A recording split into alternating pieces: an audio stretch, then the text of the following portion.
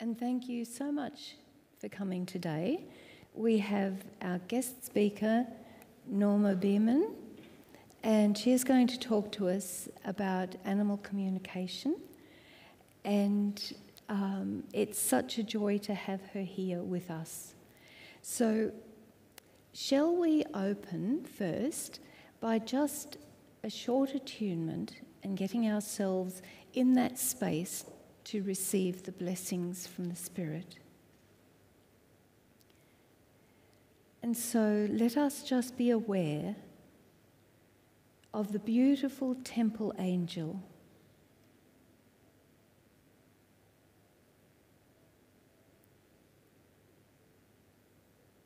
Can you feel her presence?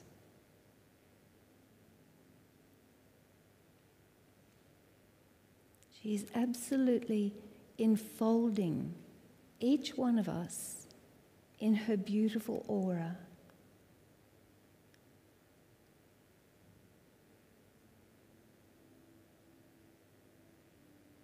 And we attune ourselves to the angels of light and healing.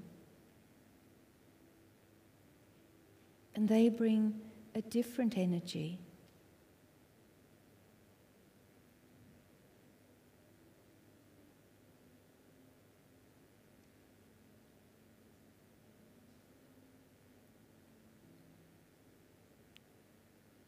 And we attune ourselves to the angels of the star, that glorious being of light, radiant light.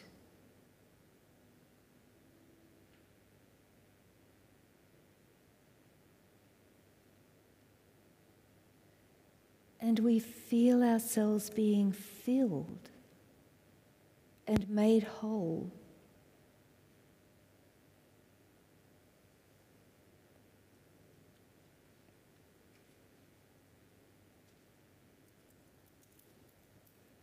Our thoughts and our emotions become still.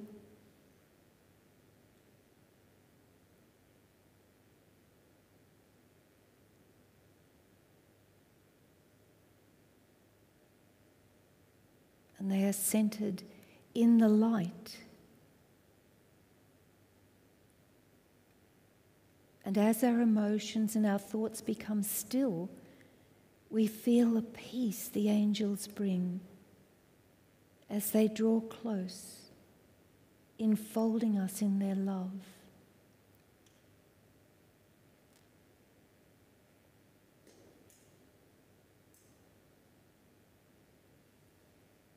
In this state of peace and love, it is so easy to open our minds and our hearts to the words of wisdom from White Eagle.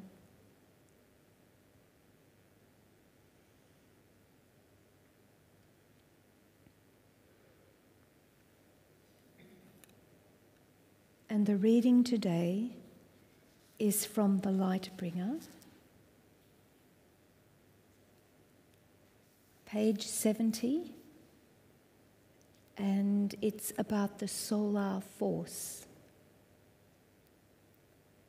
The solar force, the sun power, is directly connected with the world of fire and also with the heart and with the human spirit. It is the cohesive power holding all life together. It is the pivot, first of the great universe, and then of the smaller universe of humanity. We put it to you that it is the Spirit of Christ. It is the Sun within, the S-U-N within, and the Sun within manifests in human life as human love, human kindness. As it unfolds, it manifests with greater power. You know it by various names. Shall we call it the power of the I Am? you remember the quote, before Abraham was, I am. The Son of God, the Son of the Father, Mother, the I am, the solar force, the sunlight, the love within the human soul. The love within the human soul is the same power that can create universes. In the individual, it can transform a life from darkness to light. You can witness it for yourself very simply. Look carefully at those of your friends whom you know are following the inner path of Christ. You are aware of their aura of light, power, peace, and tranquility. That is a manifestation, in perhaps a minor degree, and maybe even a major degree, of this solar force. Solar force is also the healing power. You can depend upon the guides, upon the healers and the angels to bring you the healing power when you realize that within you is the sun and center of that force.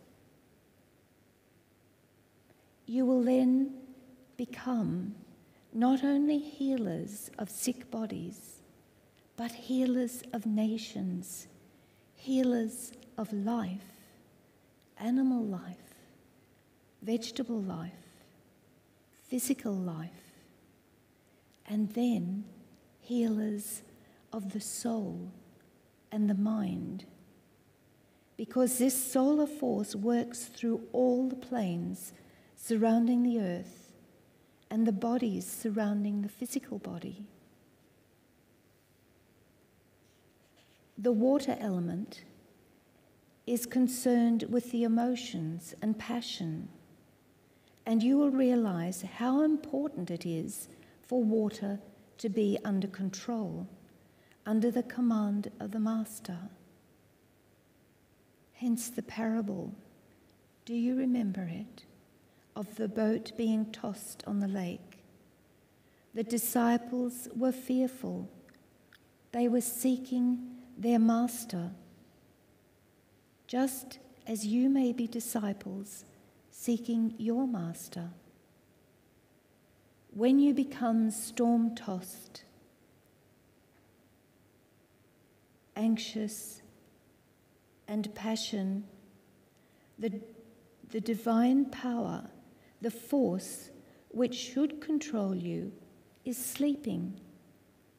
The disciples calls, Master, carest thou not that we perish? You call in your daily lives, I am afraid. Everything is tumbling around you. The boat of your soul rocks in a great storm. When the soul calls rightly, the Master hears. In you rises the divine power which causes you to be still, to be tranquil, to be at peace. Your Master takes over control of your boat, which is your soul, and you become calm.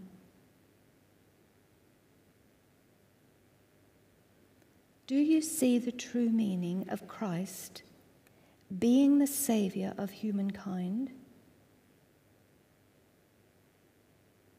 It is not the fact of a physical body being nailed to a wooden cross which saves humanity, but you yourself, when you rise or you go within to that supreme plane of consciousness where you contact the solar force, your solar self, the Christ.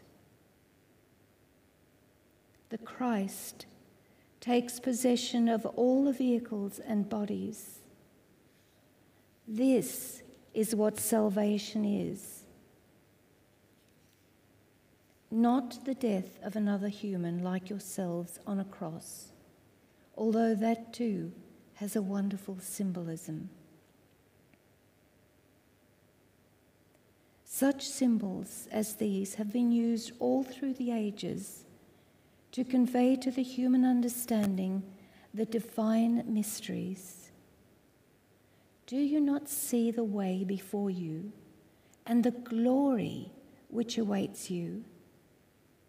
Even the bitterness and disappointment and frustration of your plans, all these things will be smoothed away and will be as nothing to you when you have caught the vision glorious.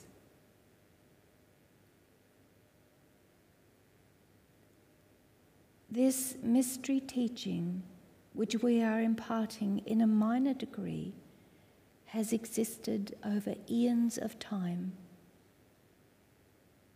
Great temples in remote parts of the world are mysterious to your investigators today, and they will remain mysterious until men and women learn the inner secret. When they become possessed of spiritual secrets, then they will understand the purpose of the temples of Egypt, Tibet, China, the Andes, Mexico, Atlantis.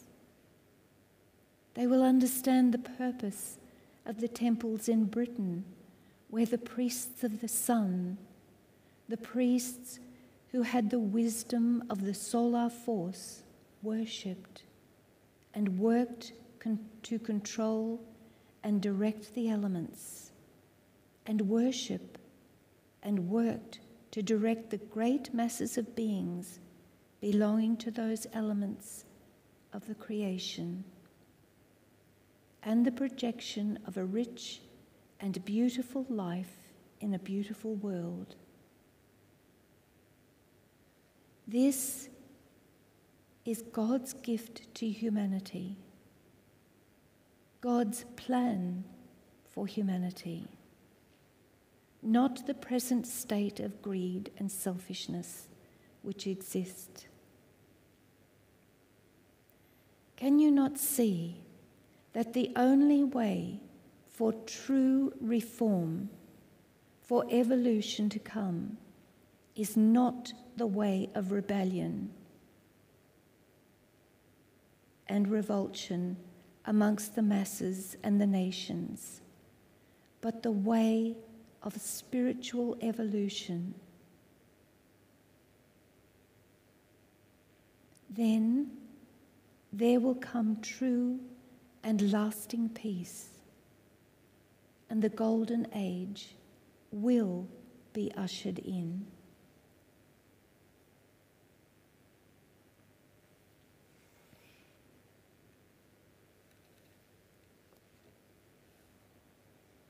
So now, before I introduce Norma, shall we just go into a meditation?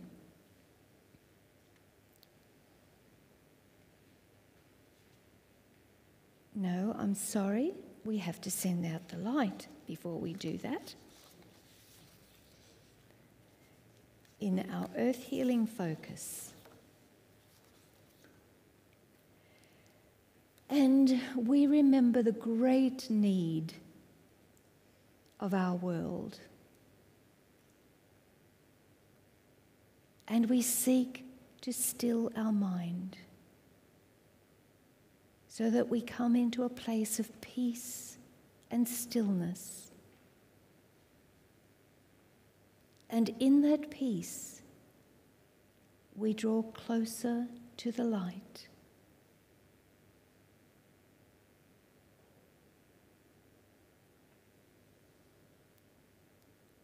Let us open our hearts to the light.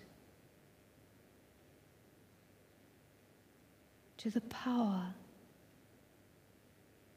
the love, the wisdom of the light.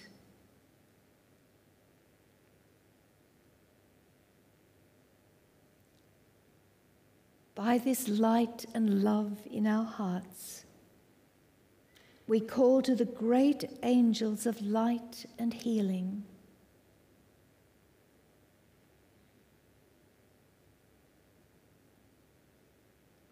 Being still, we feel their presence and their power.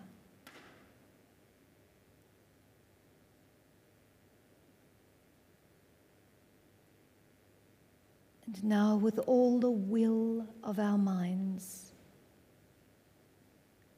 with all the love of our deepest heart, we send forth the light.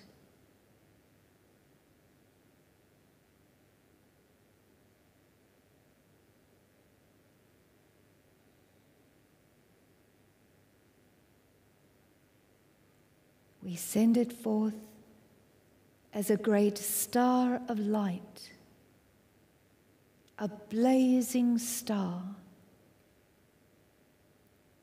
a star of light.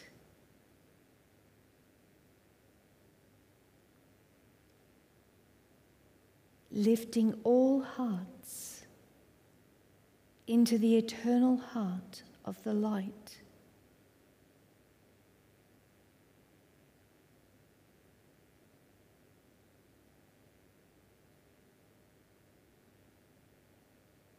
By all the power of the light within our hearts, we send forth the light to the world.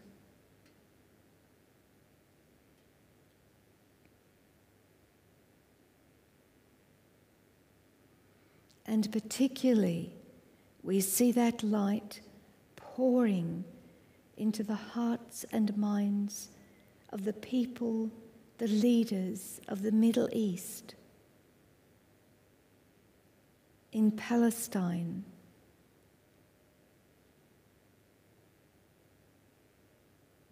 into the Gaza Strip,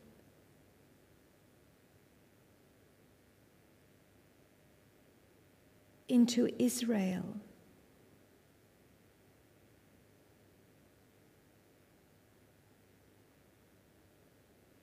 into Russia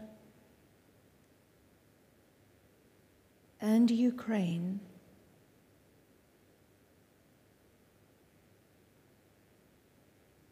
and all countries in conflict.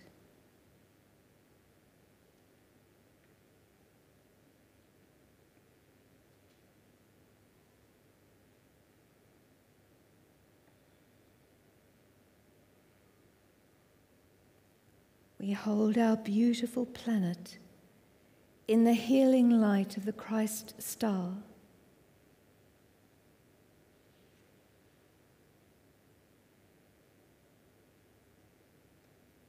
We hold within that healing ray the soil, the waters of the earth,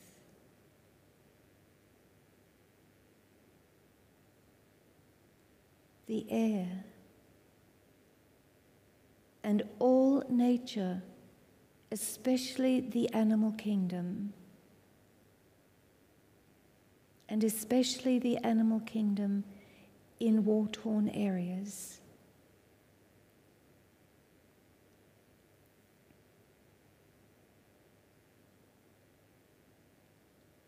And in particular today, we hold the masked owls in the Thankyou National Park in Tasmania.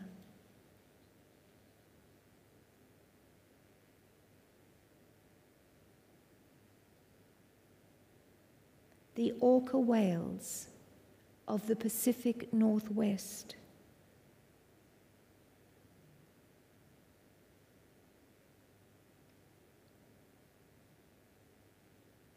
The African penguins and their habitat and the fishing industry in that area.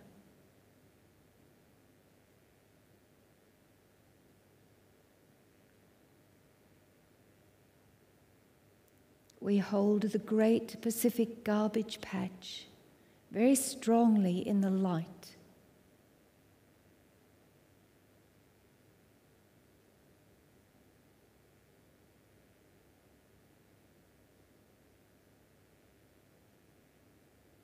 And we hold the skin of the earth, the very soil itself.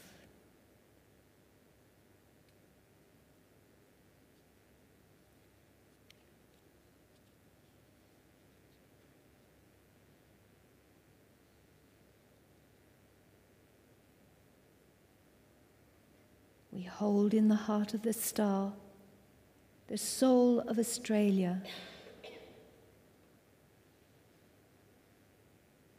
the soul of the people of Australia.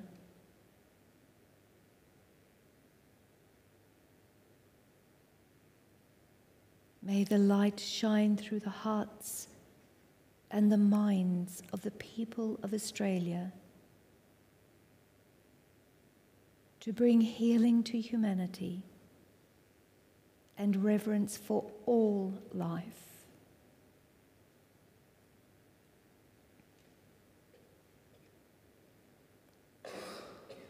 We hold in the heart of the star the soul of New Zealand, the soul of the people of New Zealand.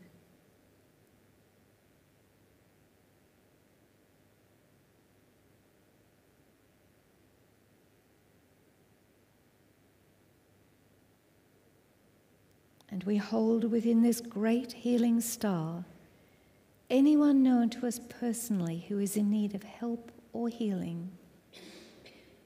Silently, we name them now.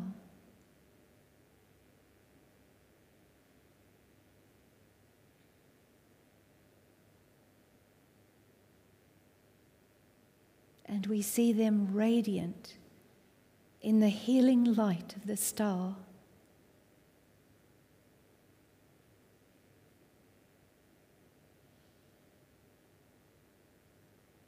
And particularly today, we hold the soul of Anthony Anbu. Anthony, Jackie Cashel, Jackie, Emma Schroppler, Emma, Shirley Walden, Shirley, and Paddy Macmillan, Paddy. And we see them radiant in the healing light of the star.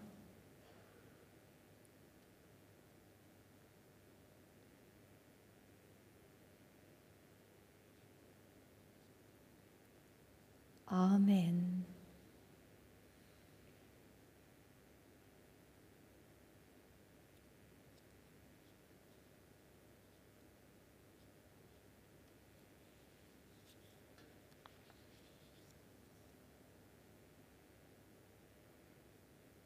Will you join with me now in saying the Lodge invocation?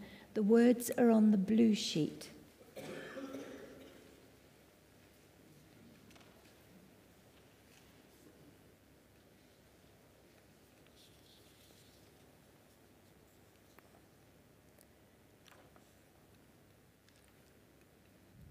May the light shining in my heart stand guard over my thoughts and guide my speech and actions into ways of service. May the light shine from my heart to heal the sick in mind and body, to comfort the bereaved, to sustain the weary. May the light illumine my understanding and the understanding of all, bringing true vision and an awareness of the eternal life and of the light within all. Amen.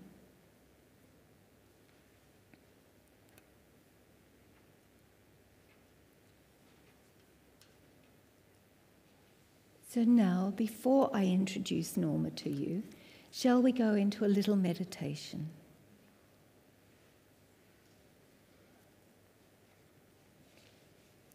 And we put aside all the thoughts of the outer world.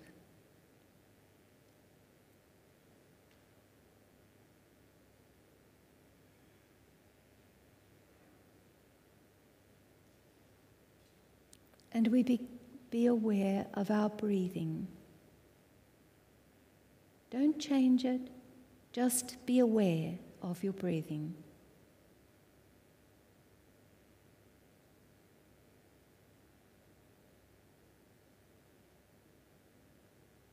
And as you focus on your breath, you notice that it becomes slower and deeper.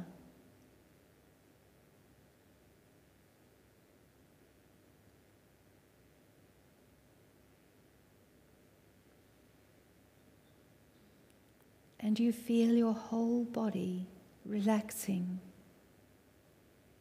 as you breathe deeply.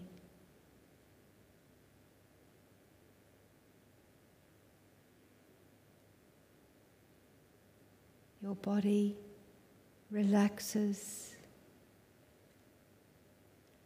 Your arms become heavy in your lap.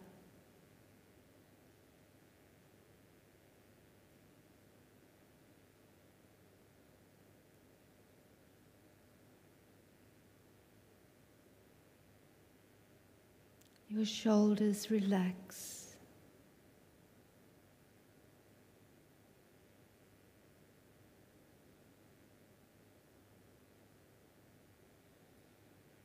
The muscles in your face relax, particularly in your jaw and your forehead.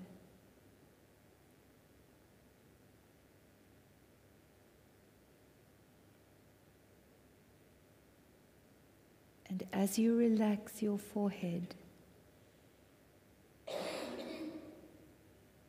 your focus goes from the frontal brain to the back of the brain.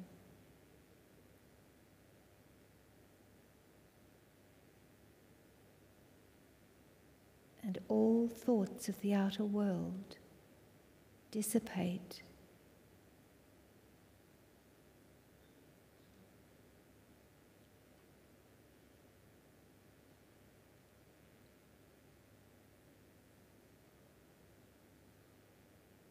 And we feel that the crown of our head is opening to the light of the radiant six-pointed star shining so brightly above us.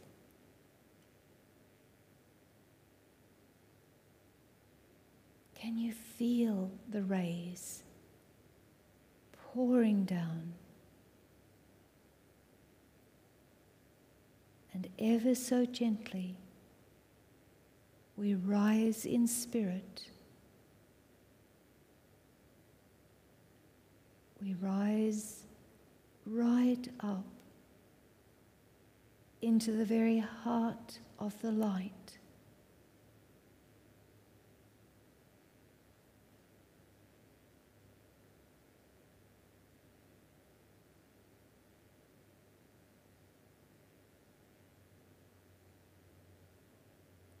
And we are in the light, in the very heart of the light, where all is peace. There is such stillness.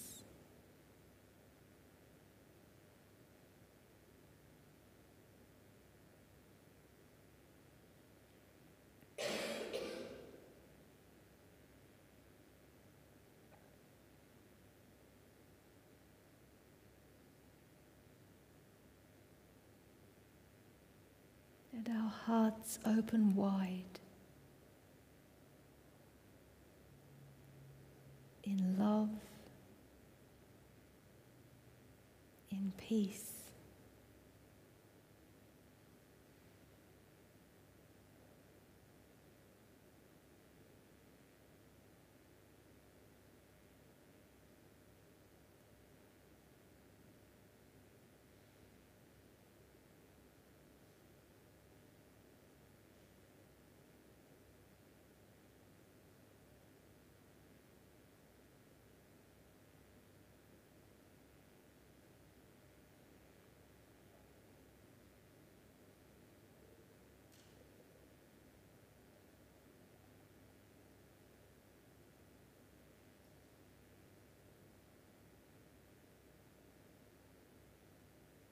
And in that state of peace and love,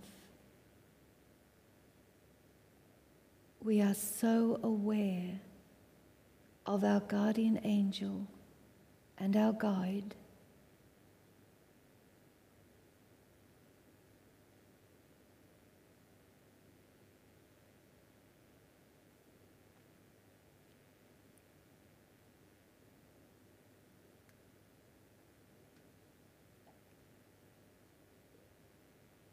we are aware of the beautiful beings of light,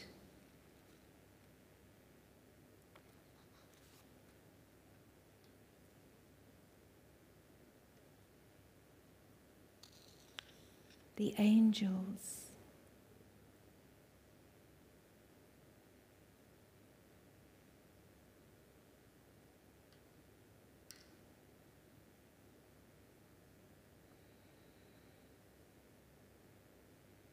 we are aware of the brotherhood of all life,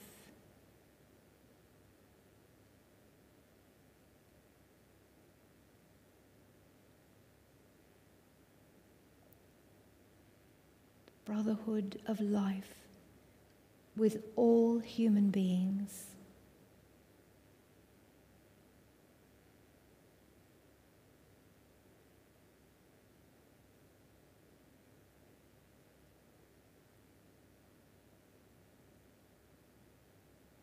The brotherhood of life with the animal kingdom.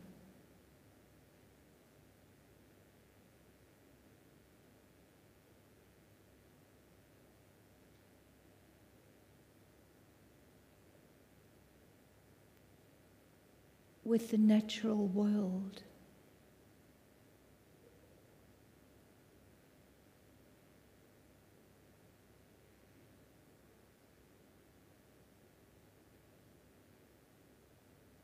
And with the angelic kingdom.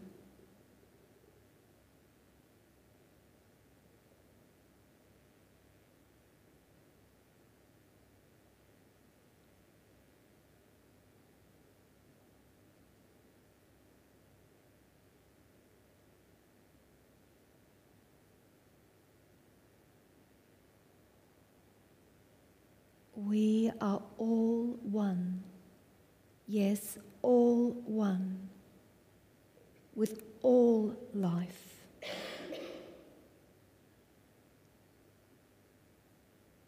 We are one.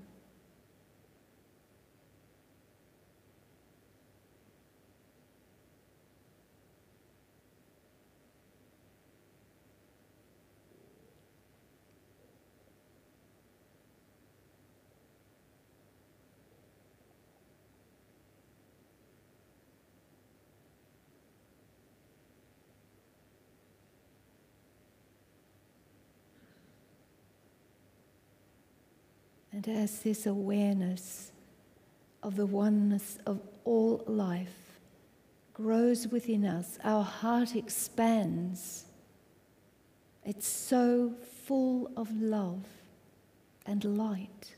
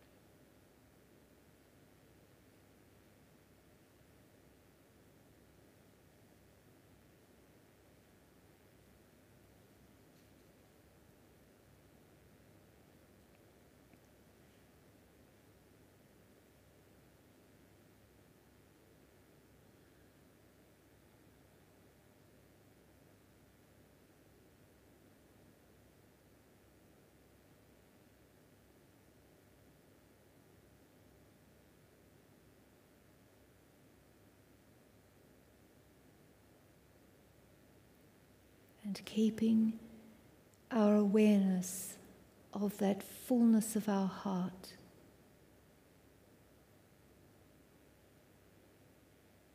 We very gently bring our awareness slowly, slowly back into the temple, still feeling that fullness in your heart.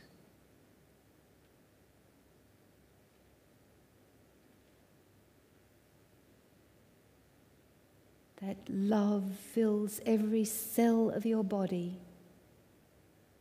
as you very gently come back into your physical body. Breathing deeper and coming all the way back.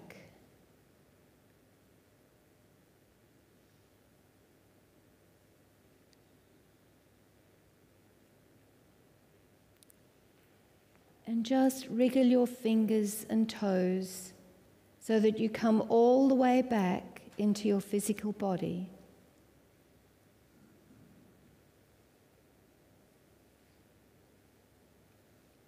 Now it gives me great pleasure to introduce to you Norma Beaman, who is an animal communicator. And Norma has some lovely stories to share with you, and then we will open it to questions if you want. So when we come to that stage, if you could just put your hand up, and I will be the mic runner today. Thank you, Norma. Okay. Good morning, everybody. Before I start today, I really want to share something with you, an experience that I had, and I really feel that it's worth sharing. So firstly, try and remember that my guide is called White Feather. That's pertinent to what I want to share with you. Okay. So recently, my husband was declared or diagnosed with cancer for the 4th time. Any of you that have been down this road will know what a horrible road it is to travel. And my husband has been through it 3 times and was recently diagnosed yet again. So I'm sure every one of you will understand how distraught we felt as we left the hospital, got in the car, and started our way home. Roger, as is his wont, was silent, mulling over what we were going to have to do, what he was going to have to face yet again. And I was doing my bit, praying like crazy to upstairs to help us, to find the strength to face this and get through it yet again. So there we were, heading up the highway towards Noosa and home. I finished praying, opened my eyes, and there in front of me, in a cobalt blue sky, was this enormous white feather. It was just exactly what we needed. But basically what I wanted to tell you was when you reach a point so low in your lives that you don't think you're ever going to get up again, ask for help and Spirit will send you a sign. In this case, that sign was, we're here, you're not alone, you can do this.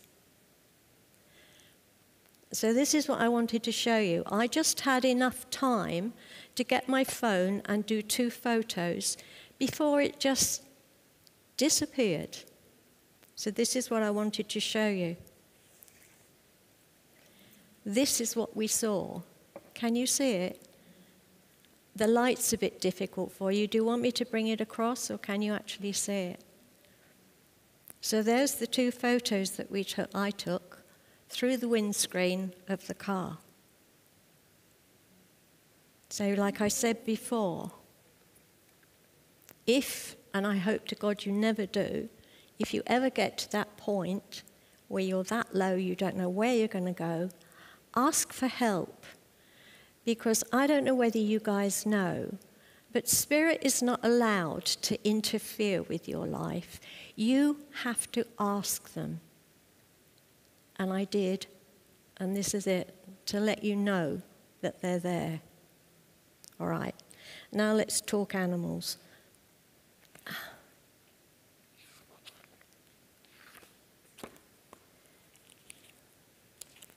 You'll have to excuse if I write it, because getting old, you tend to forget things, and it's a lot easier if I write it down.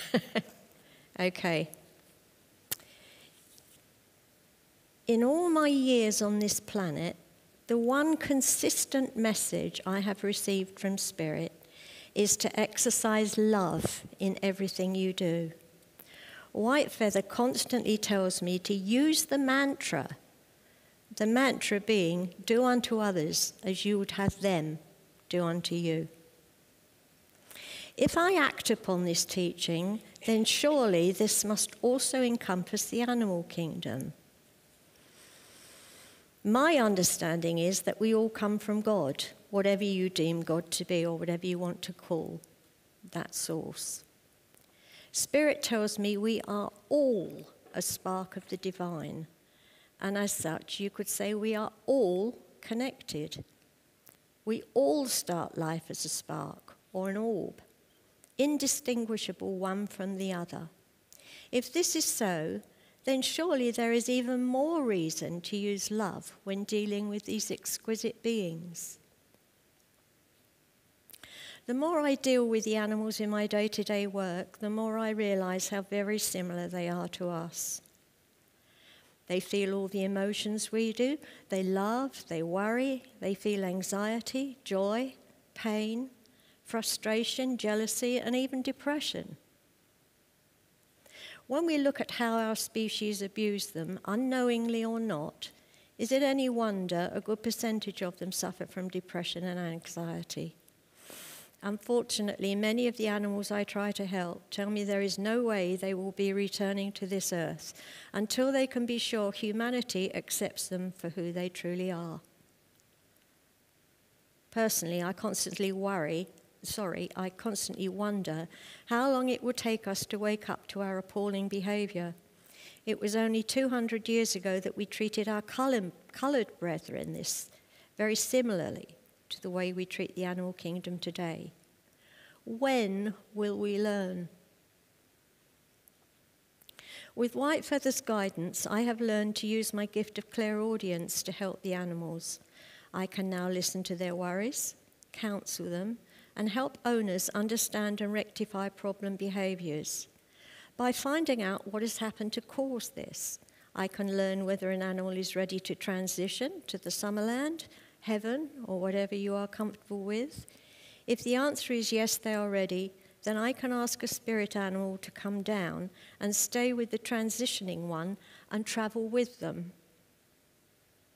The transition can then be achieved before the vet's needle in a procedure known as pre-passing rescue. Most of us are already aware that in many cases the human soul can leave before the physical permanently closes down. If you speak to anybody that does palliative care, every one of them will say that they have seen spirit leave, and the body is still breathing and still continues sometimes for a couple of hours. But the soul has left. This is what we call pre-passing passing. Right, okay. So with the humans, this is predominantly due to the presence of spirit family members or friends encouraging us to go. Unfortunately, this doesn't often happen with the animal kingdom.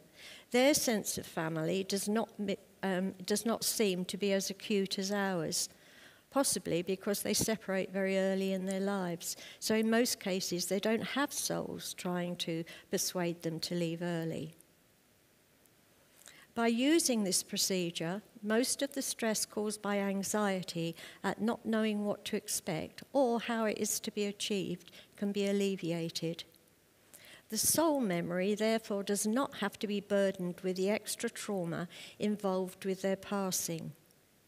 As we are all aware, the soul memory contains every experience encountered during all incarnations. Once returned to the Summerland, each soul accesses their soul memory in an attempt to understand what they have learned from all the experiences they have just lived through, which is so much easier to do without the added trauma of an unaided transition adding to the burden. Animals, and indeed all spirit, communicate using thought transference. It's a type of telepathy. I believe we all originally conversed utilizing this technique, but with evolution, our species has mainly lost this art. I use this method to connect to the subconscious of an animal. The subconscious is made up of two parts, the higher and the lower subconscious. I contact the lower one if the animal is on the earth, and the higher when it's in spirit. More about this subject can be found in my book, Beneath the Fur, revised edition, available from Amazon Australia or from here today. All proceeds from the sales of the books today go to the lodge. Okay. I was brought up as a member of the Church of England as Christian. I went to church and Sunday school each week and eventually was confirmed at the age of 7. My beautiful cat, Bootsy, died, or as I like to think of it, transitioned. To die makes it sound so final, and as we all know, it is only the physical body that ceases to exist. The soul is eternal and returns home, there to take stock of what we have achieved whilst on the earth plane and decide how we wish to continue the never-ending journey in our hunt for spiritual perfection. The night after Bootsy passed, I felt her spirit return. She began marching at the bottom of my bed, as she had every night of her earthly existence. I'm sure anybody who's got a puss will understand that bit. The following morning, in great delight, I raced back up to the church, excited to tell the vicar that Bootsy was okay and living with Jesus in spirit. He shot me down, saying, "Don't be silly, dear. God didn't create animals with souls. They were created for the good of mankind, and as such, God's kingdom is not open to them." This statement had a profound effect on me as a 7-year-old. How could I convince our rector he was so very wrong? I couldn't. As a child of the 40s, one didn't argue with an elder. However, this incident was paramount in shaping my life. There were other incidents which continued to show me what spirit required of me during my life here. While staying with an aunt and an uncle in their small holding in Pevensey Bay in England, again in the early part of my life, one of my jobs was to feed a large pig called Sally. Sally and I would spend quality time conversing and generally getting to know each other. One morning, Uncle brought the car around and Sally was pushed and shoved into the trailer. Intrigued, I asked Auntie and Uncle where they were taking her. In my ignorance, I assumed he was taking her for a ride. To my absolute horror, she replied that Sally was off to be turned into pork chops. I was overcome with such horror, I ran as fast and as far as I could, hiding among the fruit trees and praying to the God I knew to help her. My God would never have condoned this course of action. Now, of course, I understand so much more. We all have freedom of choice, and although spirit does not agree with farming animals for food, most of our species have not yet advanced enough to rectify this situation. Going back to Sally, I now recognize that the terror I felt was hers. Both incidents made me aware that I had to fight in any way I could for the animal kingdom. Enlightenment must come. It is my belief that we are all infinitive souls, and as such must continue to evolve. We aim to become more spiritually aware through each incarnation we choose to live. hopefully making that spark we started as perhaps just a little bit brighter. It is due only to those choices made and the amount of spirituality we have gained that will set us apart one from another when we return home. In this incarnation, we each have chosen to become humans on earth. It is only after many lifetimes of living, learning, and serving each other as one of this species that we will eventually reach a point where it is considered we have little or nothing left to learn from being whatever it is we have chosen to be, in this case humans. At this point, we are at liberty to choose a different species again, and perhaps also select a different location to go to. Obviously, the species chosen must be native to that planet. As each lifetime is completed, we return home to make our next decision in our eternal journey. I have learnt that each one of us, at the very beginning of this journey, has opted to start small and work up.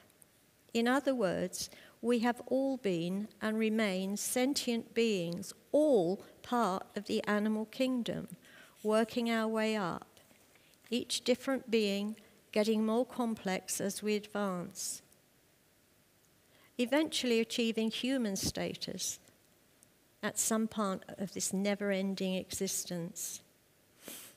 They advance in the same way we do, by service to another, and decide to assume the body most suitable to assist with whatever they have chosen to achieve. Just like us, they will travel repeatedly until there is nothing left for them to learn. Their journey, like ours, is completely their own. They are at liberty to choose where they want to go.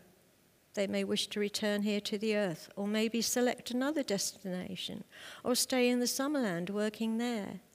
Whatever their decision, it is through service to each other that we gain spirituality.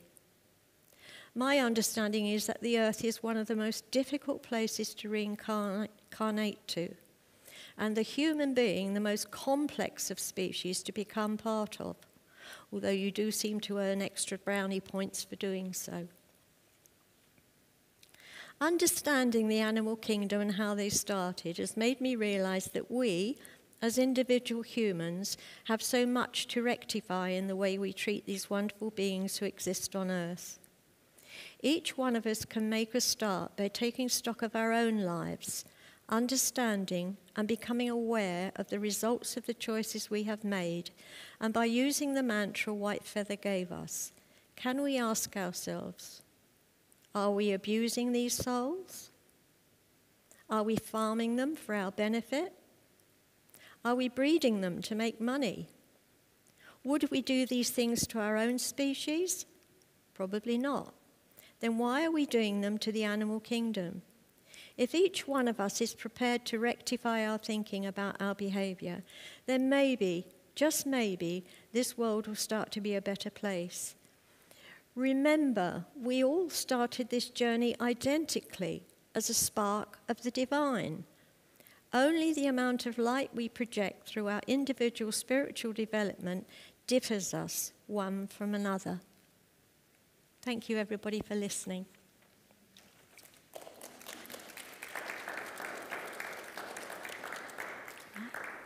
Different.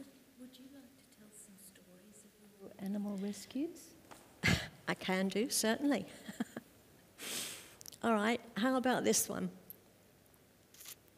A few years ago, whilst meditating, I do something called rescue work, which is when an animal is so traumatized, on death, it doesn't accept the fact that it's actually died.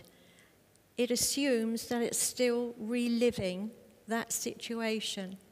And instead of going straight through to the Summerland, they lodge at a place which we call the grey area or the first area.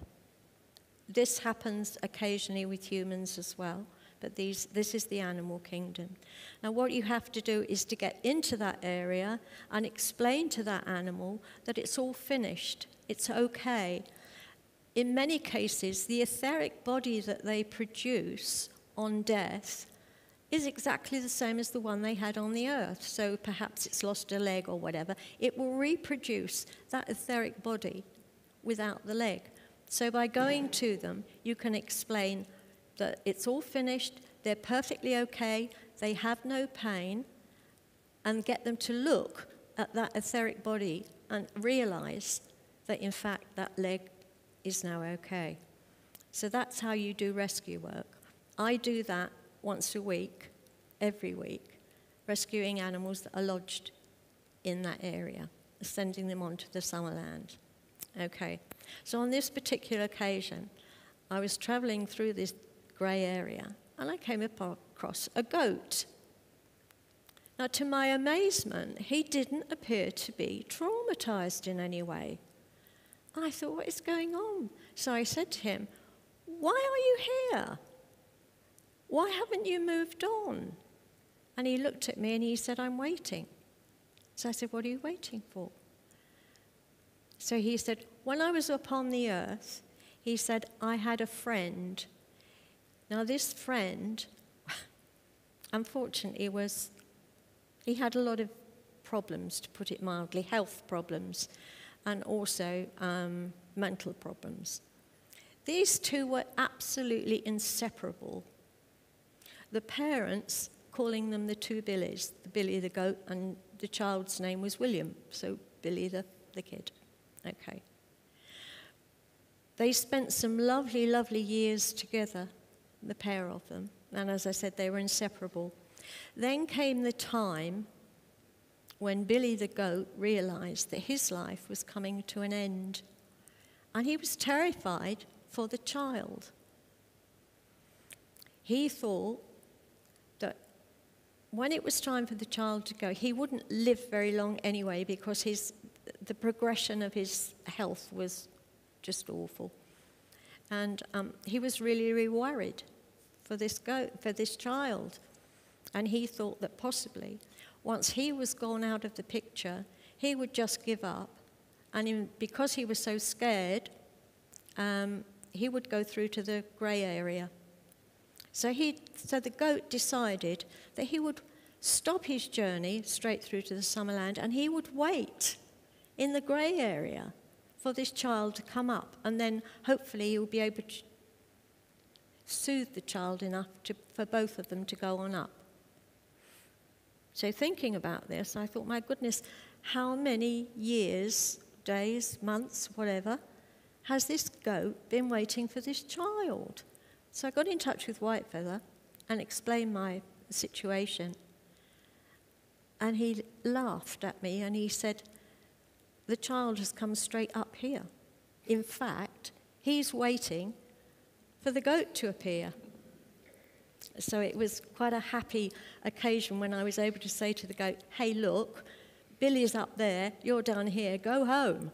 So they did, and I have no doubt that they're playing around up there and creating havoc, just the same as they did on Earth. But isn't it amazing how an animal can give you that much love to a human being? It's just lovely. I thought that was really, really great. So that's Billy. What else can I tell you? I can tell you about Sarah, one of my, well, she used to be my companion down here.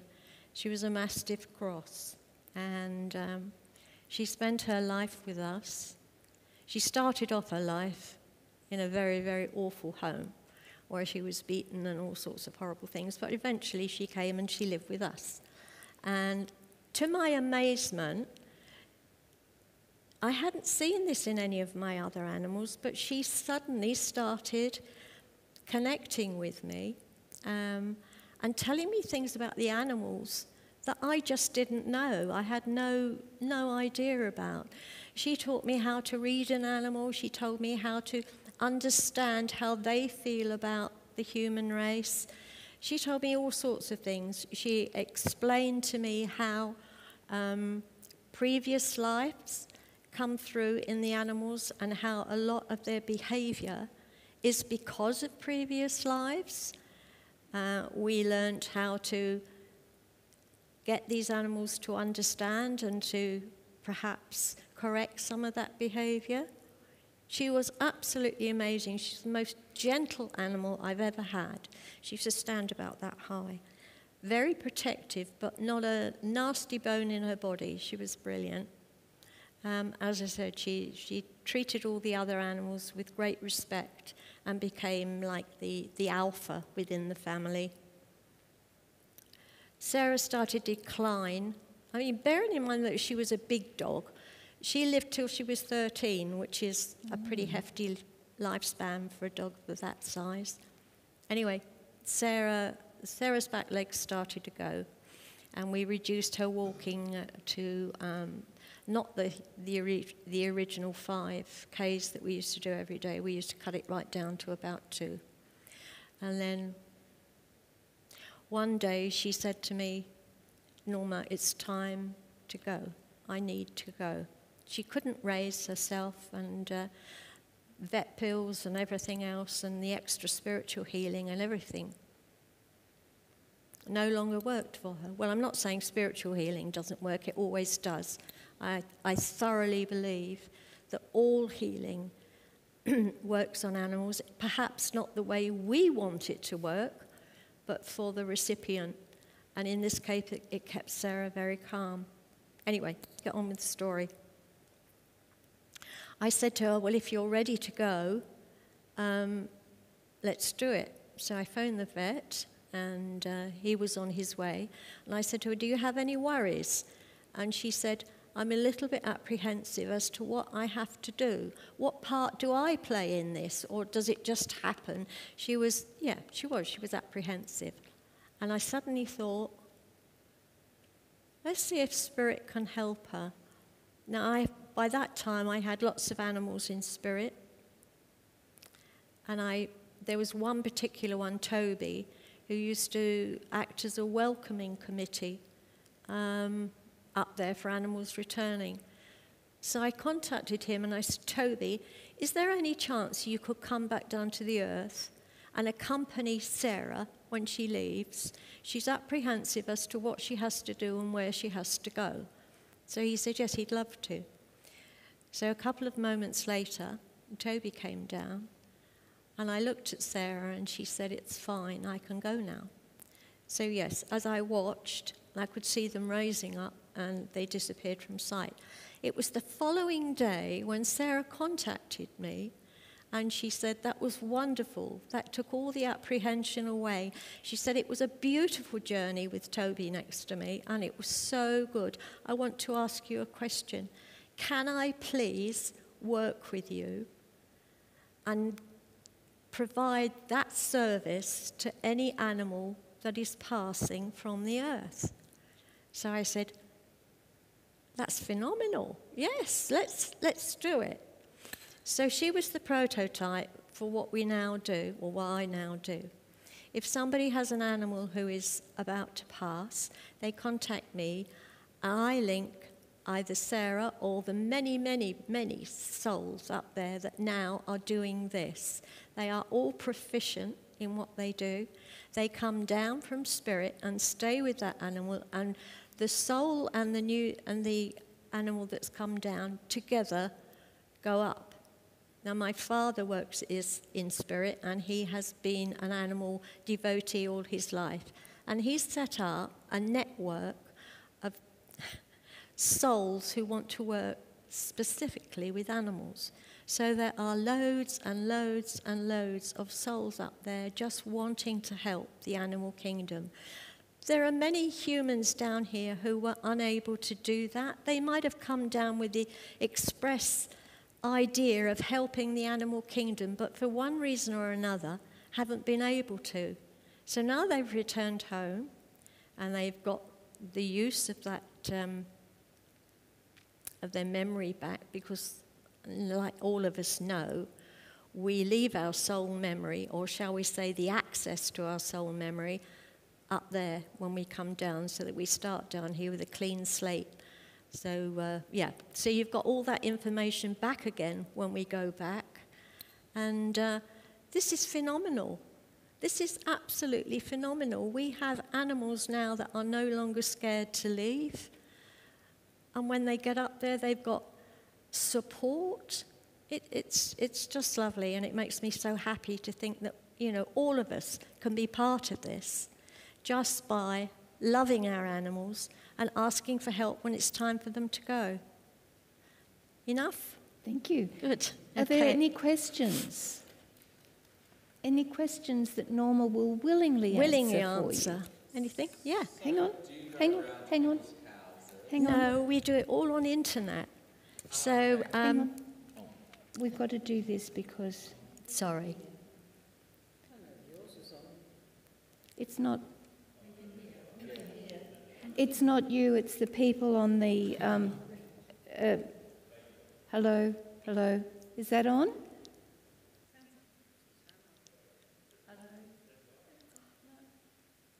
Red light.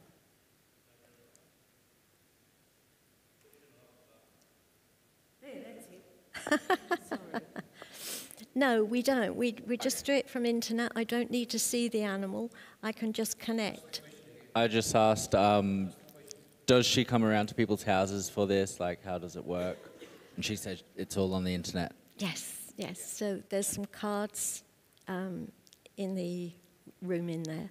So it's got the internet thing at the bottom, not the internet, email at the bottom. So all you do is just write me an email, what you want.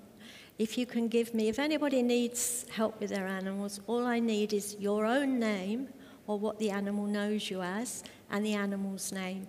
If you want to give me any other information, that's brilliant, because there's an awful lot of animals up there called Tom, Dick or Harry, you know.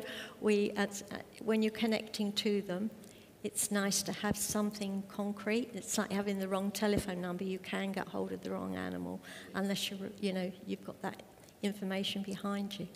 Okay? Thank you. Any more? Oh, okay. I have a good one.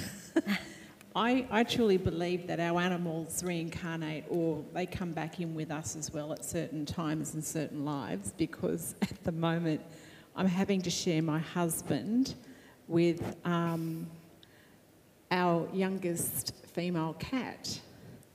I am a cat lady, and at the moment we have 5 cats. I've just inherited, my husband and I have both inherited my mum's cat. My mum is transitioning at the moment, but we've taken De Niro, who's the oldest soul I have ever come across. He's a flamed Persian, like an apricot. He's a monster of a cat too.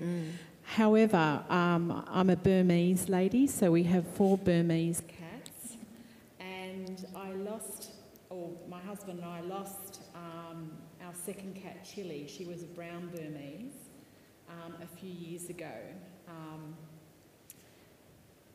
I suppose to be honest, I wanted a replacement for her, and I waited 6 months, and we ended up with a kitten from Maryborough. Right. And we were driving home, and the woman the breeder was a cat, really, honestly, a female cat. Oh, sorry, a female cat. So if you've ever come across someone who's she was a strange lady. But she thrust this cat at my husband. I stood by, paid for the cat, thrust it to my husband, said, "Here, she likes males." Anyway, as we drove away, I couldn't wait to get out of there. Very quickly, we drove away, and I had to give this cat a name for the registration before purchasing or picking her up, and I picked Lulu. Well, looking at this cat when we drove away, she was no Lulu. And I nursed her, and this cat looked at Kitten, actually. She was only 10 weeks, looked up at me. And I thought, because my husband said, "I don't like Lulu." And I thought, she's on the papers as Lulu. And I looked down at the kitten, and it looked up at me. And I said, "Frankie." So she became Miss Frankie. But it's only been in the last year, she's only just over 2 years, that I've realised this cat is so besotted with my husband. It's unbelievable. And I've realised that perhaps she has come to protect Adam, my husband, and I'm in the way. And she doesn't, she puts up with me, but I watch, I observe her behaviour, and I can hear what she's thinking. Mm. So what she'll do, for instance, she'll get up on the fridge to look down on me, because I'm in the way of my husband, because it's unbelievable to watch the shenanigans. So she will climb up and she'll talk to me like meow, and I know what she's talking about. Mm. Any time that she can go high to be above me, she will, because she's telling me she's putting me in my place. Mm. Every now and again she'll come and sit with me when I'm painting, but I certainly can't hold her, or not like she will. She's my husband's shadow. It's just, and I said to my husband only a few weeks ago, I think you and Frankie have had a life together, a previous life together. I don't know what you were, but it's just, yeah, I think that's where I believe, coming back to what I was saying originally, I really believe that they come in when we choose to incarnate. Our animals will too, with us all along. They're always there with us. In all our lifetimes, they're there with us, just playing. They might come in as a dog, or I don't know if they come in as another human, but no, you can feel that energetic connection with. And they always say too that your animal, particularly cats and dogs, they pick you. A cat will pick you. You don't pick the cat; it picks you. Mm. Yeah. Mm. Thank you.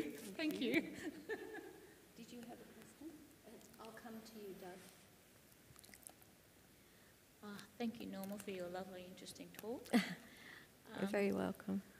I have a question about all the animals in the Middle East and all the conflict areas of the world, how they're managing. Have you got messages as to how they're doing without humans or food or water? Well, let's put it that they're not doing well, and they're hoping very soon to be able to go back home. Each of them, like you've just said, they're all traumatised. They're also incredibly loving towards each other. So we're now getting a situation where perhaps under normal circumstances this species will chase this species. At the moment they're not doing that. They're all working together to try and survive, which I find is absolutely incredible. They're using the mantra, do unto others. Mm. But again, as I was saying before, this is not their doing, it's our doing. We have created this situation, and until we can get our part right, the animals are going through hell on earth, for want of a better way of putting it. But no, they're not coping particularly well. So everyone, we have an animal healing service. If anyone wants to join us, you can do it in your own home, and we pray for species like we did today. Excellent. Yeah. The orca whale, the masked owl, they're all in need. Mm. So see me afterwards. Thank you, Norma. Well done. Thank you. And I'd love to be able to just say they're coping beautifully, but they're not. They're just doing the best they can under a rotten situation. Remember in the floods in Brisbane, there was a wonderful photograph of a frog on a big log being hurtled down the river, and a snake. Now, normally the snake would eat the frog. Yeah, exactly. But he didn't. They come were there together. They came together because it was a dire situation. Absolutely. Doug?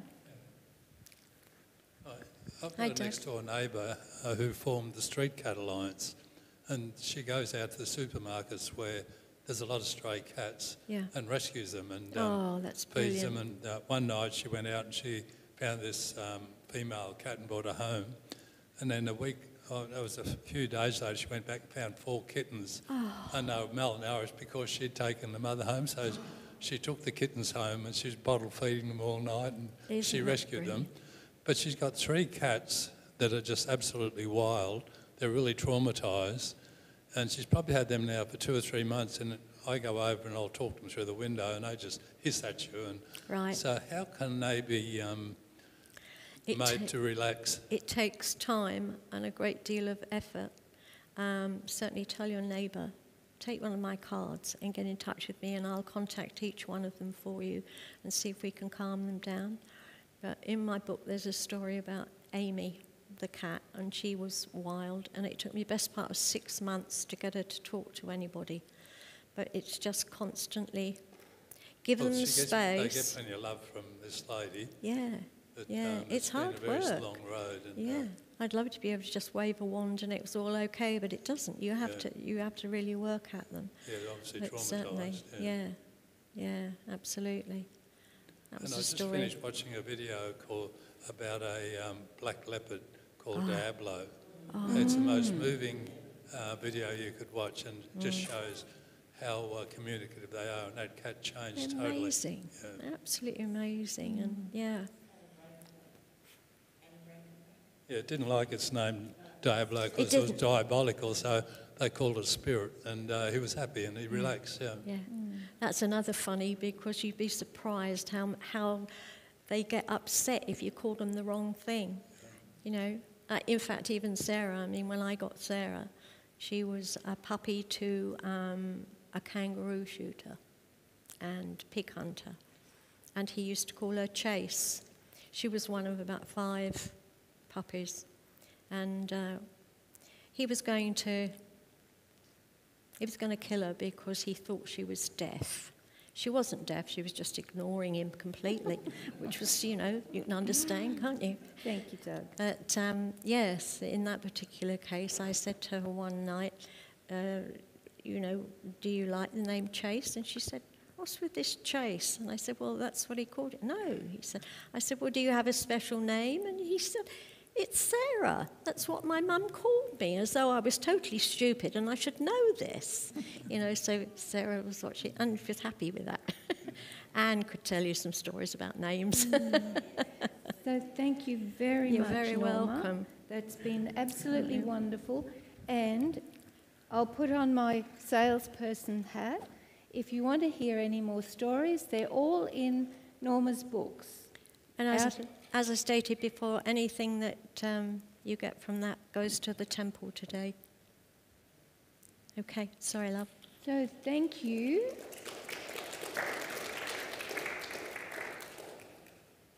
And so now, just to bring us back to centre, shall we all join together in saying the Lord's Prayer? The words you will find in your purple book.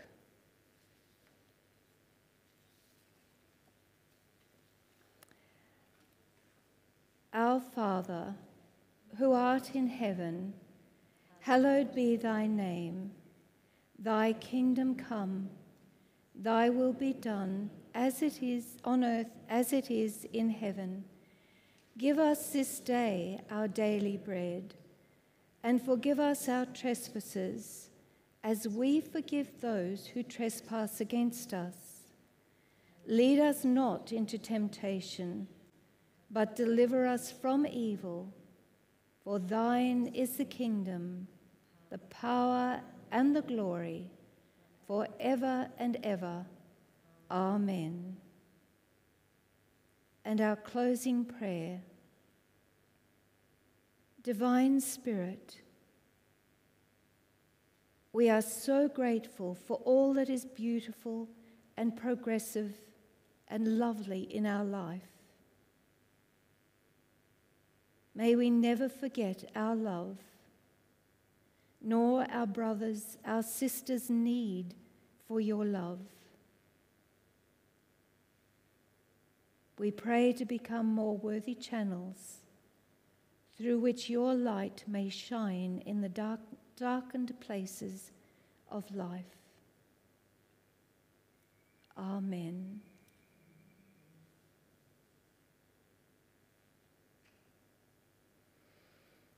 So thank you all for attending the service today. Thank you for those watching on Facebook or via our website. And please check our website and Facebook, and everyone here, the flyer in the meeting room for the day retreat with Jenny Dent. Jenny Dent is our worldwide lodge leader, and she is coming out to facilitate 2 retreats this year. And she will be having a day here. I think it's on the 25th, but I'll check that. And she'll be talking about the many faces of White Eagle, which is going to be very interesting. And next month, at our service, Hilda from Canberra will be giving the talk. So I hope to see you all then. And thank you for coming.